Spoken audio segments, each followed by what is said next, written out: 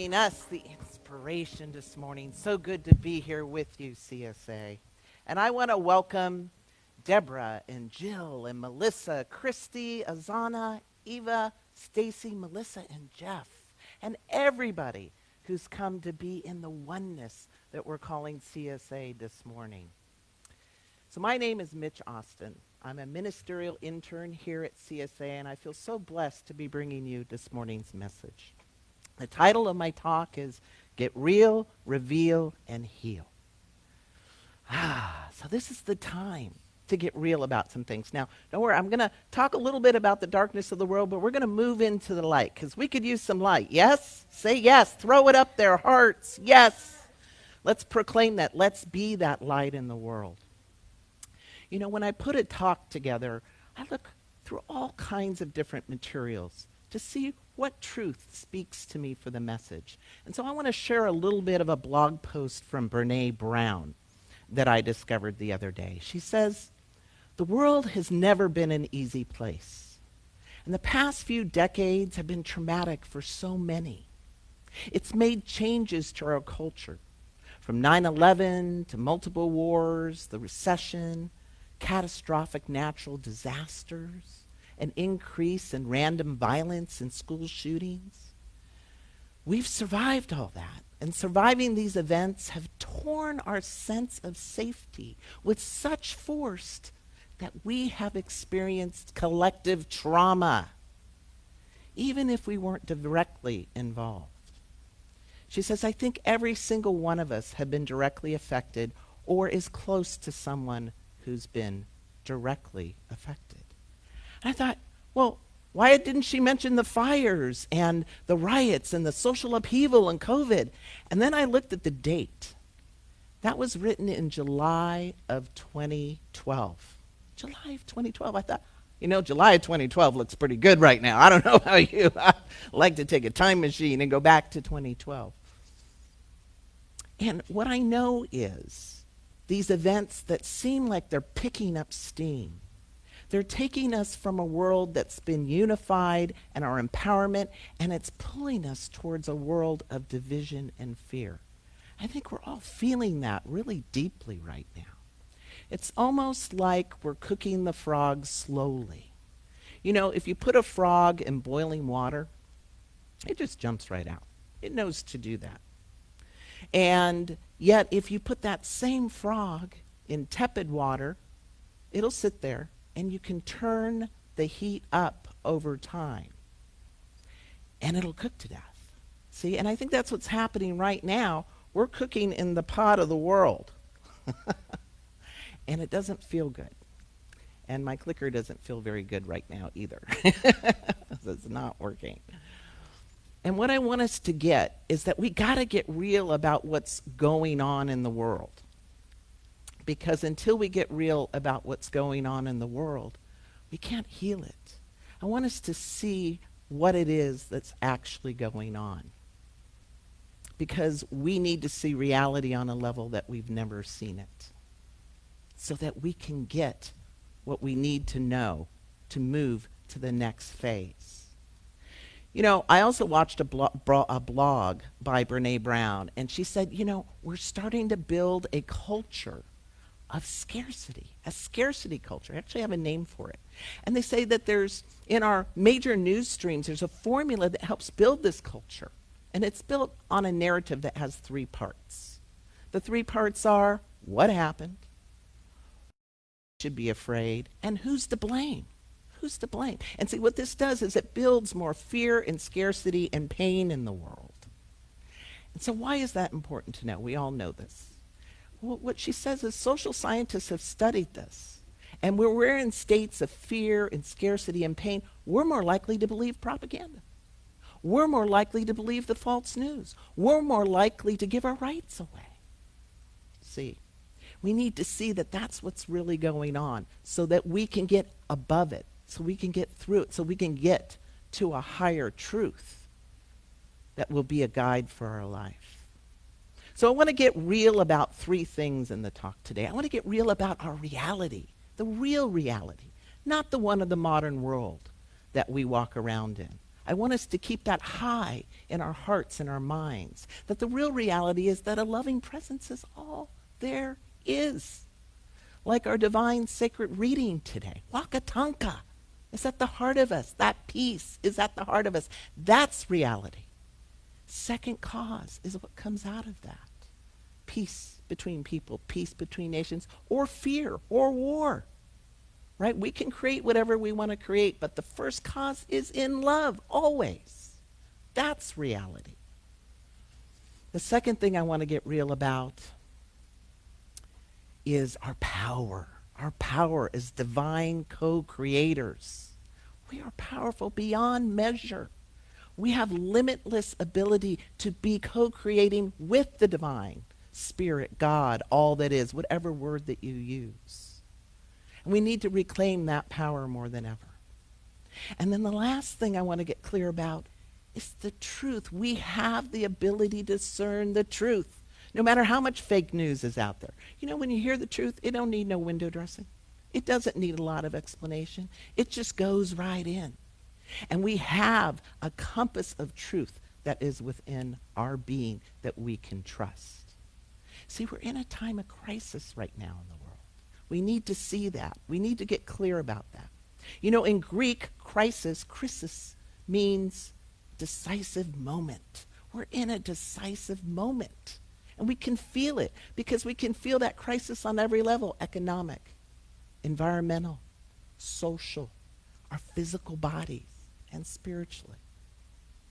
This is the decisive moment, which means we don't have a lot of bandwidth to figure it out anymore. You know, when I was 20, I didn't think about retirement or health insurance, right? I was just in the moment, and I could make some mistakes. I spent money, I quit jobs, I did all kinds of things because I had time to course correct for my life. I'm 53 now. I need to get real, right? I have a lot of bandwidth for some of these things, and I need to make sure I'm working with the truth and that I'm standing in my power. So this first R, reality, this truth that the loving presence is all there is. I want to turn to some wisdom now. A great metaphysician that was on the planet, a great teacher. I want to turn to some wisdom from Jesus. Now, before you click off or fade away on me, us metaphysicians, we tend to fall into three camps around Jesus. Love Jesus, don't really like Jesus because of maybe the religion of our upbringing wasn't real kind to us with his words, or we don't know much about Jesus. So here's what I want to offer you. I want you to focus on the message and not the messenger if you don't have a relationship with Jesus. The message, because the message can feed us. I want to go to the book of John 8:32. And Jesus says, "And ye shall know the truth, and the truth shall set you free." Can I get an amen? Throw some hearts up. The truth shall set you free. See, Jesus was talking about the upper room of consciousness, the high truth, that we are co-creators with the divine, that conditions cannot enslave us, that we can always be free because we have this upper room, this higher way of being to surpass condition. Now here's what I love. This next line is my favorite and what I really want to emphasize, 8:33. So Jesus is telling this to his disciples, right? And they respond and they say, I'm going to put it in modern terms because of the these and the thous and the shalls, I get lost. So I'm going to put it in modern terms. They say, hey, we're from the family of Abraham, right? We're the divine bloodline. Like, we've never been enslaved or in bondage to anybody. What are you talking about, Jesus? Free from what? Free from what? And here's what they didn't get. They were in bondage of their own world view. A world view that had their source of power being their bloodline, not the divine. See, they were trapped. They were held captive. They were actually enslaved to their beliefs that weren't based on, what did Jesus talk about? Truth that will set us free. And so this is where we need to go within us, the truth of the reality that is ours to know in any situation. And that will reveal to us the goodness all around us and the oneness that we are. And we can move from that to heal the divide, either the divide within ourselves about our divinity, the divide within our relationships, our community, and the world. And it all starts within us. The second get real I want to talk about is I want to talk about our ability to be co-creators with the divine. Co-creation on a level that defies the world's explanation. See, we can go to a higher order of thing no matter what condition we are in. We are taught by the world to manipulate conditions rather than create them. Now I'm saying, should we still wear our masks? Yes, let's wear our masks. Let's put on hand sanitizer, but let's do it with a vision of the high truth. These are mechanisms that support us. They are not our source of safety and well-being. And they're good things to do. And let us keep going to that upper room to collaborate with the divine. You know, Ernest Holmes, our founder, says, there's a power for good in the universe, and we can use it. We can use it. In fact, we're going to be teaching a class here in September. It starts on Wednesday, September 16th, called Foundations. And in that class, we learn more about this power for good and how to activate it powerfully in our lives. I'm super excited to be teaching it. If you're interested, go to our website, csasacramento.org. I hope to see you in the class. We're going to have a good time with these teachings and become even more empowered in our role as co-creators. As we move in the world, in this space of a higher order, we can play the game of life at a different level. Because here's the deal.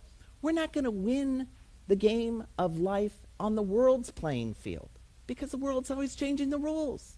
You know, were you ever a kid and you were playing with somebody and all of a sudden they just changed the rules on you?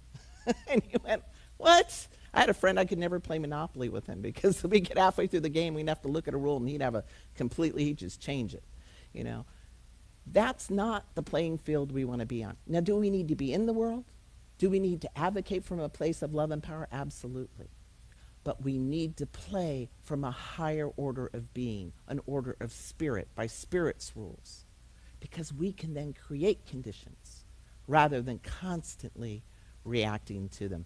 You know, one of my favorite books is called The Power of the Subconscious Mind by Joseph Murphy. Great book. It's been in print for decades now. And there was a story I read in there that I completely had forgotten, and as I put this talk together, I remembered it in great clarity. And he tells a story about a man who was using the upper room of his consciousness. See, this man had landed in the concentration camp in World War II. And, you know, he was surrounded by barbed wire, soldiers, guns, death, starvation. His prospects didn't look very good. And if he had based his future reality on just that, he may not have had this other experience. See, he started to envision himself being in a place called Beverly Hills. Now, he'd never been there. He was from Europe, but he heard about it. He heard about this great place where the sun's shining, there's palm trees, people looked like they were happy. That's where he focused his mind in such detail. He could see himself driving and the palm trees and the love of his life, the color of her hair. That's where he spent his time and his energy, in the upper room as a co-creator. And what happened one day, every morning they would take roll call. They didn't call his number. They didn't call his number. It was like he was invisible, like he wasn't there. And see, because they didn't call his number, they didn't know to look for him. He left. He escaped. They didn't even know he was gone. And as you guessed it, some years later, he made his way to America, driving his Mercedes-Benz down Rodeo Drive, palm trees, and the love of his life. We have that level of ability to shift conditions in our life. So I want to offer you right now, maybe because of COVID, or maybe because of some other condition that we're seeing in the world, you might be holding off on your dreams. You know, maybe you're not buying that house because you're worried about your job. Maybe you're not dating because, oh gosh, how do you do that in COVID, right? We just get so stuck sometimes in the condition. Let's go to that higher order. Let's work in that workshop of the imagination and partner with a different way of being and moving in the world. Because when we do, we will reclaim our power. And it will reveal to us our limitlessness. Our limitlessness. as powerful creators. And we will heal fear and scarcity. Yes? Yes. That's where we need to be. The last get real that I have is to get real to know about the truth. The truth, our capacity to know the truth. No matter what fake news, propaganda, no matter what the facts or the statistics are, right? They're very convincing. You know, it's easy to look at the statistics and the facts, how many people have COVID, how many went to the hospital, right? It can just suck us right into the condition. But there's a higher truth that we can see that is generative in our lives. You know, I want to go to some wisdom from Howard Thurman, a great civil rights leader. He marched with King. He's an author, a spiritual leader. If you have not met this man, please take some time to go on the internet and learn about him. He was an incredible luminary on the planet. And here's what he says. There is something in every one of you that waits and listens for the sound of the genuine in yourself. It is the only true guide you will ever have. I'm going to say that again. It's the only true guide you will ever have.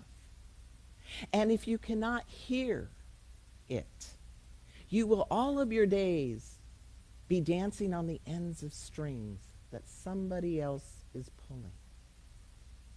So let us remember the power of truth. Let us remember that it will set us free. It is our only true guide. And how do we know this truth? This truth comes in as a feeling. Sometimes it drops in as a thought. You ever have a thought dropping out of the blue and it was true?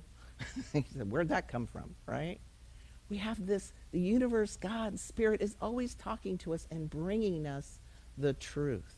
So we'll do a little experiment of truth, how our bodies are truth meters right now. Just play with me for a second. I want you to say your name. I want you to say, I am, and then say your name. So I'm going to do it right now. I am Mitch. Say that. How does that feel in your body? Again, I am Mitch. How does that feel?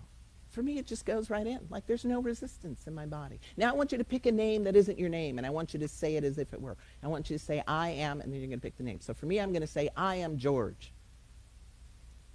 I am George. It gets stuck in my throat. Well, I can't tell a lie because I'd just choke on it, right? This is where it gets stuck in my body. And if you haven't ever played with the truth system of your body, keep playing with it. And if you feel it, just throw it up. Say, feel it. Throw up a heart. And if you're not there yet, keep working with it. Because it's very powerful. Someone comes in to try to tell you an untruth, my throat's going to tighten up. Or whatever it is for you. And we can trust it. We can turn to this in times of crisis, in times of our decisive moment, to show us who we are, how we need to be, and what we need to do in the world. And when we do that, we can heal. We can heal the missteps, any errors, and we can get to higher ground. And having truth as this metaphysical light in the darkness of the world. You know, there was a time in my life that I was in some deep crisis. I remember waking up in the hospital and tubes and wires and machines going. I had become septic. My blood was poisoned. My organs were shutting down. And I thought to myself, how did I get here? How did I get here? And I got to lay in that hospital bed for 7 days, which felt like each day like dog days. You know, it was a long time. And I had to get real. I had to get real about my life and what I was doing and what my values were and how I was spending my time. And when I got real about what was going on, I saw some things, I got some revelation, some things I needed to look at that I didn't want to look at. My relationship wasn't going well. It wasn't even based on things relationships should be based on. My mother liked her, so I was in a relationship with her, right? I wasn't spending my money in integrity. I was way in debt. I didn't like my job. I didn't like who I was on my job. I knew it wasn't even my job anymore. I was just claw marks down the door trying to hang on. And you know what I discovered? I discovered the most precious thing that I had was time. See, you can get back stuff, you can get back money, but you can't get back time. And so this revelation, it shifted my view. And when I went back to work, I knew I needed to leave, but I wasn't quite there yet, right? It's looking scary. I know it was going to be on the other side of quitting. How would I do this? How would I do that, right? That thinking of the world in me. I was in fear. It looked dark. And ironically, when I did get back to work, we have a newsletter that goes around, and there was a quote in there, and I want to leave you with this quote. It's a powerful quote, and it's my hope that it feeds you in your time of need. And it's by Edward Teller, who is a theoretical physicist. I love this. I love it when science people say these amazing spiritual things, because I believe they're seeing something in science and laws that are playing out in our lives in real ways. And this is what I read. When you come to the end of all the light you've known, and it's time to step into the darkness of the unknown, faith is knowing one of two things are going to happen. Either you will be given something solid to stand on, or you will learn to fly. Blessed be. Blessed be. Thank you so much. Let's take this message into prayer. I'm knowing that there is a divine power and presence, and there's no spot that it is not. It's in the beating of our hearts. It's in the breath. It's in the sky. It's in the birds. It's in that garden of possibility. It's in each and every person. It's in the seasons. It's moving the stars. It's spinning the planets, holding the minute solar system of an atom together in this divine mind. And I am one with it. It is all of me, and it is all of each and every person hearing my voice right now. You are a piece of the Most High. Love, truth, and power. And I know that this message now continues to marinate and unfold in each and every person who has received it, to bring you to that higher ground, that upper room, to be able to be creators, to create reality and not just react to it. And I give thanks. I give thanks for this high truth that we can always bring back to know what we need to know, to see what we need to see, and to heal what we need to heal. I give thanks. And I give thanks for this place called CSA that keeps bringing it. The truth, the healing, the love, the connection. Just throw up the hearts. Amen. Yes. Blessed be. And so I simply release this divine word into the power and activity of the one that always says yes. I release this word, and together we say, and so it is.